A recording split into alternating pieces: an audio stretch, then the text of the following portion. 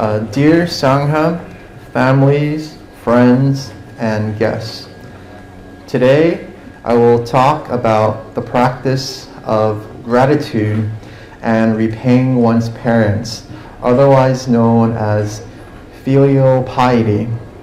Both of my masters often talk about one or the other one of these topics, so I would like to give a talk today about both and their direct connection to the Buddha's teachings. Kính bạch chư tôn đức, kính thưa quý vị, hôm nay chúng tôi sẽ nói về đề tài thực hành lòng biết ơn và báo ơn cha mẹ, hay còn gọi là đạo hiếu. Cả hai vị hòa thượng của chúng tôi thường nói về chủ đề này hay chủ đề kia, tức là về biết ơn và báo ơn hay là đạo hiếu. Vì vậy hôm nay chúng tôi muốn có một buổi thuyết giảng về cả hai và mối liên hệ trực tiếp của chúng với giáo lý của Đức Phật. The Buddha has spoken of it in one of the five of the recorded scriptures in the Nikayas from the Anguttara Nikaya, otherwise known as the Number Discourses, from the Book of Twos, in the section of the Peaceful Mind. The first one is from number 32. It says, "Mendicants or monks, I will teach you the level of the bad person and the level of a good person. Listen and pay close attention. I will speak." "Yes, sir," they replied. The Buddha said this, "What is the level of the bad person? The bad person is ungrateful and thankless, for the wicked only know how to be ungrateful and thankless. It is totally the level of a bad person to be ungrateful and thankless. The good person is grateful and thankful, for the virtuous only know how to be grateful and thankful. It is totally the level of a good person to be grateful and thankful." Đức Phật đã nói về điều này trong 5 bản kinh được ghi trong kinh Tạng Nikaya. Từ Anguttara Nikaya tức là Tăng Chi Bộ Kinh. Các bài giảng được đánh số là quyển thứ 2 ở số 32, nói về tâm bình yên như thế nào. Này các vị khất sĩ, tức là những đệ tử của Đức Phật, ta sẽ dạy cho các người về mức độ của người xấu và mức độ của người tốt như thế nào. Hãy lắng nghe cho thật kỹ. Vâng, thưa Ngài. Các tỳ kheo trả lời, Đức Phật nói như thế này: mức độ của người xấu là như thế nào? Người xấu là người vô ơn và không biết ơn, vì kẻ ác chỉ biết vô ơn và không biết ơn. Đó hoàn toàn là mức độ của một người xấu, là để vô ơn và không biết ơn. Người tốt thì biết ơn và báo ơn. Đó hoàn toàn là mức độ của một người tốt, là để biết ơn và báo ơn. So, what is gratitude? How can one truly be a grateful and a good person? As the Buddha says, to be grateful is to be virtuous. A virtuous person is always in the state of mind of wholesome action. They are mindful and take into consideration in what they do. They understand the natural law of cause and effect. Thus, they take into account their actions, deeds, otherwise known as karma, through their thoughts, their words, and their actions. This kind of mentality leads to gratefulness. Biết ơn là gì? Làm sao một người có thể thực sự biết ơn và trở thành một người tốt? Như lời Đức Phật dạy, biết ơn là sống có đức hạnh. Người có đức hạnh luôn ở trong tâm trí hoàn toàn lành mạnh. Họ ý thức và cân nhắc những gì họ làm. Họ hiểu bản chất tự nhiên của luật nhân quả. Do đó họ cẩn trọng ghi nhận các hành động, việc làm hoặc nghiệp của họ thông qua ý nghĩ, lời nói và việc làm. Loại tâm lý này dẫn đến lòng biết ơn. One example, for instance, is if someone gets a college fund and only says thank you to their parent, but then only spends the money on partying and drugs, but doesn't study well, that does not mean that the person is grateful even though they are in a happy state of mind after receiving the money. That person is not in a truly grateful state of mind because he is doing non-virtuous deeds. If a person was truly grateful, they would spend the money on things that help them in college in a serious way. It is all rooted in your actions. If you are happy from getting the money and enjoying the money, but in practice you're doing the opposite things, then that is not true gratitude. Ví dụ, nếu cái ai đó được một ngân quỹ vào đại học và chỉ nói cảm ơn với cha mẹ của họ, nhưng chỉ biết tiêu phí vào ăn chơi và ma túy và học hành không tốt, điều đó không có nghĩa là người đó biết ơn, mặc dù họ ở trạng thái tâm thức vui vẻ sau khi nhận được tiền của cha mẹ. Người đó không ở trong trạng thái tâm thức thực sự biết ơn là bởi vì người ấy đang làm những việc không có đức hạnh. Nếu người đó thực sự biết ơn thì họ sẽ tiêu tiền cho những thứ đã giúp cho họ trong đại học một cách nghiêm túc. Tất cả đều bắt nguồn từ hành động của bạn. Nếu bạn hạnh phúc khi nhận được tiền và tận hưởng tiền, nhưng trên thực tế bạn đang làm những điều trái ngược lại, thì đó không phải là lòng biết ơn. So that was the portion on gratitude. It also interrelates with the sutra that comes right after it, number 33, which states, mendicants, or monks, the Buddha's disciples, I say these two people cannot easily be repaid. What two? Mother and father. You would not have done enough to repay your mother and father, even if you were to carry your mother around on one shoulder and your father on the other. And if you live like this for 100 years, and if you were to anoint, massage, bathe, and rub them, and even if they were to defecate and urinate right there, even if you were to establish your mother and father as supreme matriarchs, supreme monarchs of this great earth, abounding in the seven treasures, you would still not have enough to repay them. Why is that? Parents are very helpful to their children. They raise them, nurture them, and show them the world. But you have done enough, more than enough, to repay them if you encourage, settle, and ground unfaithful parents in faith, unethical parents in ethical conduct, stingy parents in generosity, or ignorant parents in wisdom. Và tiếp theo đây Đức Phật giải thích thế nào để báo hiếu, thế nào là tỏ lòng biết ơn với cha mẹ.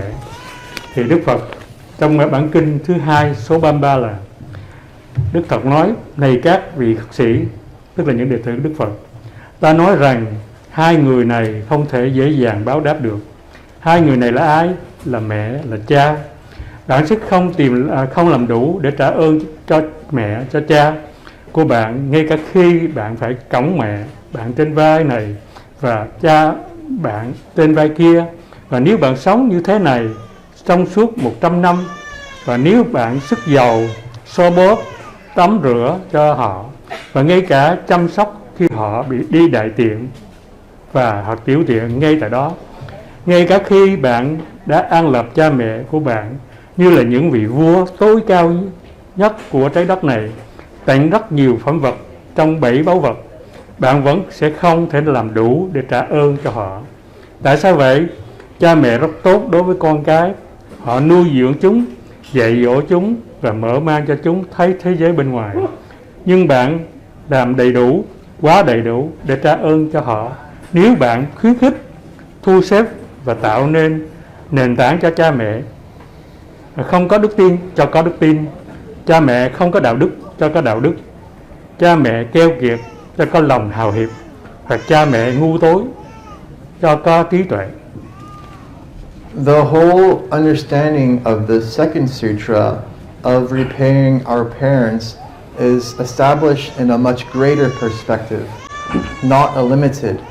Because the sutra says, even if you were to establish your mother and father as supreme monarchs of this world, abounding in the 7 treasures, you would still not have done enough to repay them in this world.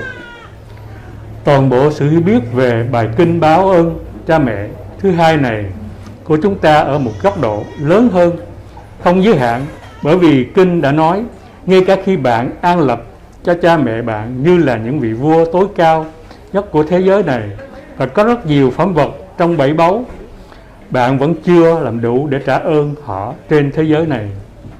So the question is, but then what is enough to do as a son or a daughter?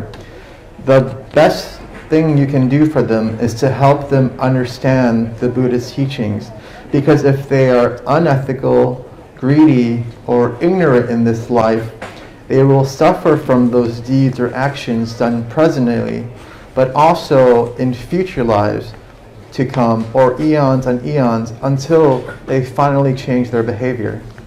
Và làm thế nào để mình báo ơn, báo hiếu cho cha mẹ một cách đầy đủ là, nhưng vậy thì làm gì đủ để mà người con trai hoặc con gái báo ơn cho cha mẹ một cách đầy đủ? Điều tốt nhất bạn có thể làm được cho họ là giúp họ hiểu được giáo pháp, tức là lời dạy của Đức Phật. Bởi vì nếu họ không có đạo đức, tham lam hoặc thiếu hiểu biết trong cuộc sống hàng này, thì họ sẽ phải gánh chịu những hậu quả của những việc làm mà họ đã làm trong hiện tại và trong những kiếp sống sau đó, cho đến khi họ thay đổi hành vi của mình. But if you establish them in having faith in the Buddha, invite them to act generous, kind, ethical, and wise, then those actions will set them up with lifetimes in the future to come with abundance and health, because they have learned to live in a virtuous way through your actions or your example.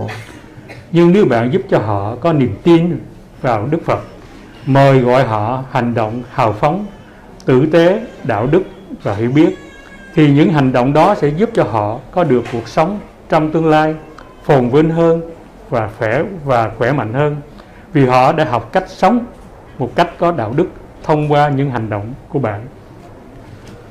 Technically, you cannot repay your parents because they gave you life in this precious world. Whatever riches you give them presently will not amount to the body they gave you on this earth. But if you give them more than this, the inspiration and gain faith to producing positive actions and habits, avoiding harmful actions and habits, then it will benefit them in this life and lifetimes to come. Về mặt kỹ thuật, bạn không thể nào trả ơn cho cha mẹ vì họ đã cho bạn cuộc sống trên thế giới quý giá này. Bất cứ sự giàu có nào bạn cho họ hiện tại sẽ không bằng cơ thể mà họ đã ban cho bạn trên trái đất này. Nhưng nếu bạn cho họ nhiều hơn thế, tức là nguồn cảm hứng và niềm tin để tạo ra những hành động và những thói quen tích cực, tốt lành, tránh những hành động có hại, xấu xa, thì điều đó sẽ có lợi cho họ trong cuộc sống này và những kiếp sống sau đó. Some people may not have the best karma and have parents that might be negative or difficult to change. There does not need to be an emotional or personal attachment to it that will hinder your practice in virtue if all does not go well and they do not listen. It can stay impersonal, and you can focus on essentially teaching them, getting through to them because you know them and they are your parents. You can only try your best to establish them in faith and virtue. And if you have done that, you have already given them the best chance for the best life. Một số người có thể không có nghiệp tốt nhất là có cha mẹ có thể tiêu cực, tức là khó khăn hoặc khó thay đổi. Không nhất thiết là phải có sự ràng buộc về tình cảm về cá nhân làm cản trở việc thực hành đức hạnh của bạn. Nếu mọi việc không suôn sẻ và họ không nghe theo lời bạn, Nó không có thể mang tính cá nhân khi bạn có thể tập trung vào việc dạy cho họ hiểu về điều cơ bản, vì bạn biết họ và họ là cha mẹ của bạn. Cho nên bạn chỉ có thể cố gắng hết sức mình để tạo cho họ niềm tin vào đức hạnh. Và nếu bạn đã làm được điều đó thì bạn đã cho họ cơ hội tốt nhất để có một cuộc sống tốt đẹp nhất. You can't do for them or force them to change or do these actions. We must understand that we are ultimately beings of and owners of our actions, and actions must start with ourselves. To teach your parents or children or anyone the fundamental virtue such as generosity, you must lead them by example. Establish yourself in virtue and show the example for those who you will wish to learn as a level of a prerequisite for any teaching. Bạn không thể làm điều đó cho họ hoặc buộc họ thay đổi hoặc thực hiện những việc làm này. Chúng ta phải hiểu rằng cho đến cùng chúng ta cũng là chúng sanh và là chủ nhân của mọi hành động và việc làm của chúng ta. Phải bắt đầu từ chính chúng ta để chỉ bày cho cha mẹ, cho con cái và cho bất cứ ai về những đức tính cơ bản. Chẳng hạn như lòng rộng lượng, bạn phải dẫn dắt họ bằng cách nêu gương cho họ. Hãy xây dựng cho mình đức tính tốt và nêu gương cho những người bạn muốn học, muốn giúp đỡ là điều kiện tiên quyết cho bất kỳ một sự dạy dỗ nào. You ultimately reap what you sow. So as you sow the seeds of generosity and give, whether it is materially or emotionally, as well as spread kindness, joy, and compassion, it will naturally be like a ripple, where you will allow others to have the conditions to follow and create the positive circumstances for the effects of blessings to follow. Cuối cùng, bạn gặt hái những gì mà bạn gieo trồng. Vì vậy, khi bạn gieo hạt giống của sự hào phóng và cho đi, dù là vật chất hay là tình cảm, cũng như tỏ lan lòng tử tế, niềm hoan hỷ và lòng từ bi, nó sẽ tự nhiên giống như một dợn sóng. Nơi đó bạn sẽ làm cho người khác có điều kiện noi theo và tạo hoàn cảnh tích cực cho những hậu quả của những phước báo sau đó. Today, if you are here because of a loved one's passing, I hope you can also dedicate your actions and merit for them to benefit and receive from in the next life as well. Hôm nay, nếu bạn ở đây vì có người thân yêu đã qua đời, tôi hy vọng bạn cũng có thể hồi hướng hành động và công đức của mình để họ cũng được hưởng phước báo và nhận được trong kiếp sau. Maybe I can just speak for the rest of the time. Okay. Because we already finished, so I can finish. Okay. Okay. We finished part of what I was preparing for, so I'm going to speak more freely now about my thoughts upon gratitude and reflecting on that so that it can benefit your life. And so the practice of gratitude has many benefits, not only through the teachings of the Buddha, but through science and psychology as well. Because as you, and each and every day, learn to practice gratitude, the way you should do this is by reflecting.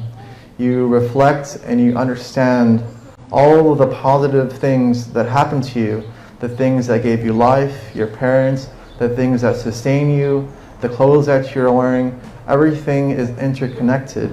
Because even every grain of morsel of rice you eat, or for maybe some Americans, every like French fry or pasta or something, even a little piece, that all came from something, that all came from a seed. That seed was all grown from a farmer who took the time to till for it.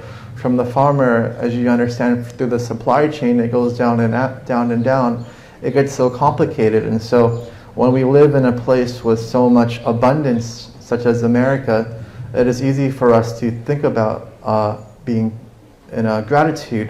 And so naturally, when you're grateful, the way that your mind works is it begins to feel more abundant, more fulfilled. And so through the way of psychology is that your mind begins to be more happy. Through the Buddha's teachings, you are psychologically changing your mind through these ethical habits or actions that you practice each and every day, so that as you change your mind or your understanding or your view of things, that means you change your outlook to the world. Instead of thinking the world as dreary or depressive or sad or full of misery, then through the lens of gratitude, you see the abundance of the world, then your thoughts begin to change. As your thoughts begin to change, the things that you say might become different. You may say more positive things instead of negative things. And in doing so, you attract more friendly people around you, whether they're your family or friends or co-workers or people at school. You attract more people. And through that, you naturally do more actions and things that benefit not only for yourself, but for other people. And so simply rooting yourself as a simple practice of gratitude can give you so many abundance of many things. And so one of the ways that you can practice gratitude is by mindful exercises, such as at the end of the day, such as what I do when I have enough time. It's very easy, is just have a little journal or in your phone record 3 things that you are grateful of to have by the end of the day.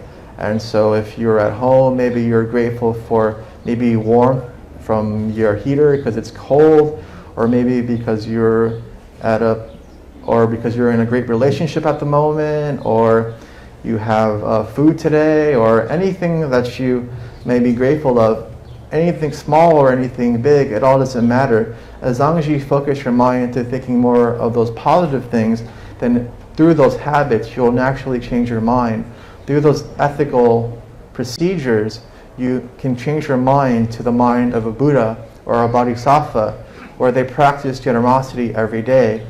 And so as you think of abundance, you naturally are fulfilled. And so once you are filled, you want to give towards others. And so naturally, once you think of abundance, you want to give towards others. And so the Buddha often says that if monks were to teach anything, the first thing they should teach is about generosity, or in Pali, dana. And so through the practice of generosity, there are many benefits. The first one you get benefit from is because you get benefit in your next life. The more that you give are the more seeds of positive action or positive karma that you can benefit from in the next life. So a charitable person will have a life in the future that is full of longevity, full of bounty, full of abundance. But not only in the next life will you gain benefits. The Buddha also said that when you're generous, you will get many friends. Of course you have friends when you're generous, because when you give, people want to be close to you. People want to be kind to you.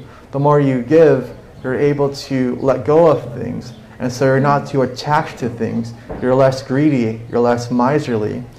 And so the next thing that you can benefit from generosity is confidence.